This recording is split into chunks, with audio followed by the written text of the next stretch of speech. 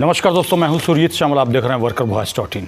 दोस्तों, अगर आपका पैसा सहारा इंडिया के अंदर फंसा हुआ है तो आपका 2 कमेंट्स हमारे पास लगातार आ रहा है। मैं कोशिश करूंगा इस वीडियो के माध्यम से आपके उस कमेंट्स का जवाब देने की, जिससे कि पूरे देश के जमाकर्ता का जो अहम सवाल है उसका जवाब उनको मिल सके। सबसे पहले जो हमारे पास कमेंट्स लगातार आ रहा है वो आ रहा है सहारा इंडिया का पैसा मिलेगा कि नहीं मिलेगा। और उसके बाद दूसरा जो सवाल है कि अभी तक हमने पोर्टल के ऊपर क्लेम नहीं किया है, हमें क्लेम करना चाहिए या नहीं करना चाहिए, और अगर हम क्लेम नहीं करते हैं तो क्या हमारा पैसा फंस जाएगा। तो आज मैं इस वीडियो में इन दोनों कमेंट्स का जवाब देने जा रहा हूं, जिससे कि हो सकता है आपके सवालों का जवाब मिल सके और पूरे देश के जमाकर्ताओं को एक दिशा मिल सके। तो आइए हम इसको स्टेप बाय स्टेप करके जानते हैं।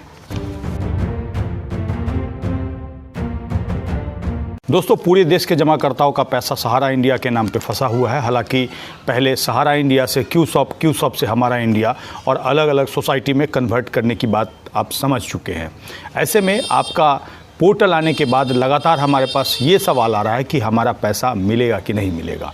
तो आज मैं इसी का जवाब देने जा रहा हूँ। उम्मीद है पूरा वीडियो को देखिएगा, उसके बाद ही आप कोई निर्णय पे पहुँचिएगा। आपको बता दें कि पूरे देश का पैसा सहारा इंडिया के नाम पे जब जमा हुआ था 2012 में, माननीय सुप्रीम कोर्ट ने आपके लिए पैसा वापसी का रास्ता खोला था।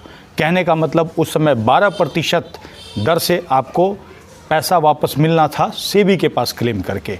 अधिकतर लोगों ने क्लेम नहीं किया, उनको झांसा दिया गया, उनको ठगा गया एजेंट के द्वारा, और उनका पैसा पहले क्यूसॉप में कन्वर्ट किया गया, और जब पूरा समय होता है उसका भी शिकायत होता है तो अलग अलग सोसाइटी में कन्वर्ट कर दिया जाता है। अब जब फरवरी 2022 में मुझे इसकी जानकारी मिलती है, हमने पूरे देश को न केवल बताया बल्कि मजबूती से इस मुद्दे को उठाया। पूरे देश में उस समय अगर आप चेक कीजिएगा तो यूट्यूब पे कोई भी सहारा का वीडियो ऐसा नहीं मिलेगा फरवरी 2022 से पहले। लेकिन जैसे ही हमने इसको बताना शुरू किया, पूरे देश में एक असर गया। हमने लोगों से अपील किया कि सहारा के नाम पर अगर पैसा जमा कर रहे हैं तो पैसा जमा करना बंद कीजिए। लोगों ने पैसा जमा करना बंद किया, क्योंकि उस समय यूट्यूब पे केवल हमारी बात लोग सुन रहे थे, फेसबुक के माध्यम से भी, वर्कर वॉइस के माध्यम से सुन रहे थे, और पूरे देश में असर होता है। लोगों ने पैसा जमा करना बंद कर दिया। लेकिन उसी समय हमने आपको आगाह किया था कि 99% चांस है पैसा नहीं मिलने का, मात्र 1% चांस है पैसा मिलने का, क्योंकि आपका पैसा है, आपको मांगना पड़ेगा। अब जैसा कि आपका सवाल है कि सहारा इंडिया का पैसा मिलेगा कि नहीं मिलेगा, तो सबसे पहले इस तरह का सवाल आपको करना ही नहीं चाहिए। इसीलिए नहीं करना चाहिए क्योंकि आपका पैसा है। आप ये सोचते होंगे कि एक गांव में अगर एक ठग किसी का पैसा ठग लेता होगा 150 लोगों का, तो उसमें से जो ज़्यादा हल्ला करता है उसको पहले पैसा दे देता है, जो चुप बैठ जाता है उसका पैसा कभी नहीं मिलता है। ये मैंने आपको एक सिंपल उदाहरण के रूप में समझाया है।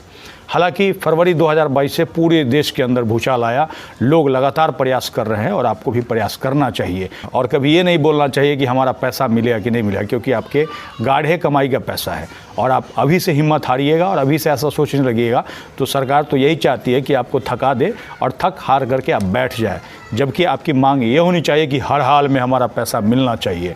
जब तक पैसा नहीं मिलेगा तब तक हम छोड़ेंगे नहीं। इस तरह का अगर संकल्प लीजिएगा तो ज़रूर आपका एक न एक दिन पैसा मिलेगा। और तो और आपका पैसा वापस मिलने का चांस तब तक है जब तक सहारा का संपत्ति भारत के अंदर है। अगर आप चुप हो जाइएगा तो वो अपना संपत्ति बेच करके और निकल लेगा। हालांकि सुब्रत राय जिंदा है मुर्दा है इसकी खबर कहीं नहीं है। हमने आरटीआई के माध्यम से ही मांगा था और आप सभी के सामने उसको रखा था और सब कुछ क्लियर है। ऐसे में आपका सवाल भारत सरकार से होना चाहिए कि हमारा पैसा कब दिलाएंगे। अमित शाह से होना चाहिए कि हमारा पैसा पोर्टल के माध्यम से क्लेम करने के बाद क्यों नहीं मिला। और अमित शाह के साथ ही मोदी सरकार से होना चाहिए, जो कि बिहार के अंदर अभी चुनाव में वोट मांगने आएंगे। तो जो भी वोट मांगने आएंगे आपको अपनी बात को रखनी है। बात नहीं रखिएगा चाहे किसी भी माध्यम से तो आपको नुकसान होगा। हो सकता है ये लोग गोल मोल करके पैसा गोल कर दे। अब जैसा कि सवाल था पैसा मिलेगा कि नहीं मिलेगा, तो इसका शॉर्टकट में जवाब यही है कि आप जितनी मजबूती से मांग करेंगे उतना ज़्यादा पैसा मिलने का आपका चांस बढ़ेगा। और आप चुप रह जाएंगे तो पैसा आपका डूब जाएगा, ये मैंने स्पष्ट कह दिया है। अब जो हमारा दूसरा सवाल है कि अभी तक हमने पोर्टल के ऊपर क्लेम नहीं किया है, तो हमें क्लेम करना चाहिए या नहीं करना चाहिए। तो इसके लिए आपको बता दूं कि सबसे पहले आप इधर उधर की बातों में ध्यान मत दीजिए, अपने आसपास में लोगों से मिलना शुरू कीजिए। इससे क्या होगा, कम से कम आपको ये भी पता चलेगा कि सहारा इंडिया के कौन कौन से लोग जमा करता है, इससे कम से कम उनसे दोस्ती भी होगी। उसके बाद दूसरा बात ये पता कीजिए कि उन्होंने क्लेम किया है कि नहीं किया है, और अगर क्लेम किया है तो कितनी बार क्लेम किया है, उसके बाद उनको कितना पैसा मिला है और कितना पैसा उनका कुल जमा था। कुल जमा मतलब क्या, उन्होंने कितना इन्वेस्ट किया था, उनको कितना देने की बात की गई थी, उसमें से कितना पैसा मिला है। इस ऐसे में अगर आप एक सर्वे कीजिएगा अपने आसपास में, हो सकता है 10 लोगों से बात कीजिएगा तो आपको क्लियर हो जाएगा कि कितने लोगों को पैसा मिला है। हालांकि सोशल मीडिया पे, यूट्यूब पे जो वीडियो आ रहा है कि यहाँ मिलना शुरू, वहाँ मिलना शुरू, इस पर ध्यान नहीं दीजिए, क्योंकि पैसे के जोर पे सहारा इंडिया कुछ भी आपको दिखा सकता है। आपको ये भी दिखाया जा सकता है कि 2000 के नोट में चिप था, तो इसीलिए इधर उधर की बात को ध्यान नहीं देना है। और जो लोग क्लेम नहीं किए हैं, अगर मेरी राय पूछेगा तो हम तो यही कहेंगे कि सबसे पहले आप पता कर लीजिए और आपका कितना पैसा है वो सारा कुछ समझ करके ही पोर्टल के ऊपर क्लेम कीजिए, क्योंकि पोर्टल के ऊपर पहले आप क्लेम करते हैं तो रिजेक्ट कर दिया जाता है, फिर आपको रीसबमिशन पोर्टल पर भेजा जाता है और वहाँ रिजेक्ट करने के आपको ये कहा जाता है कि ऑफिस में जाइए। ऑफिस में जब जाते हैं तो वहाँ पे आपको शेयर एप्लीकेशन फॉर्म भरवाया जाता है, जो कि काफ़ी खतरनाक है और इसके बारे में हम लगातार लोगों को आगाह कर रहे हैं। कल को ये कह सकते हैं कि आपका 2 साल के लिए फिर से पैसा जमा हो गया, कोई बड़ी बात नहीं, क्योंकि बैंक के अंदर अगर आपका फिक्स डिपॉजिट पूरा होता है तो वहाँ जाके एक फॉर्म भरते हैं, कोई पैसा नहीं लिया जाता है और सीधे आपका पैसा आपको मिल जाता है। जबकि अगर सहारा के ब्रांच में आपको बुलाया जा रहा है या फिर ब्रांच बंद है और कोई और ऑफिस खुला हुआ है, वहाँ पे वहीं ब्रांच के लोग बैठे हुए हैं, तो आपसे वो पैसा निकालने का फॉर्म नहीं भरवा रहा है, बल्कि पैसा जमा कराने का फॉर्म भरवा रहे हैं। और उस फॉर्म को जा कर के आप पढ़िए हिंदी में मांग करके, तो आपको सब कुछ क्लियर हो जाएगा। हमने तो 18 जुलाई 2023 को ही पोर्टल के बारे में आपको आगाह कर दिया था और ये कहा था कि आप तब तक क्लेम मत कीजिए जब तक इसका नोटिफिकेशन नहीं आ जाता है। कहने का मतलब अमित शाह जी ने कहा था कि पहली बार हम 10,000 रुपया देंगे, उसके बाद उनका बयान चेंज होता गया, पार्लियामेंट में उन्होंने कुछ बोला, पेपर में कुछ जवाब दिया, अलग अलग तरह की बातें आने लगी।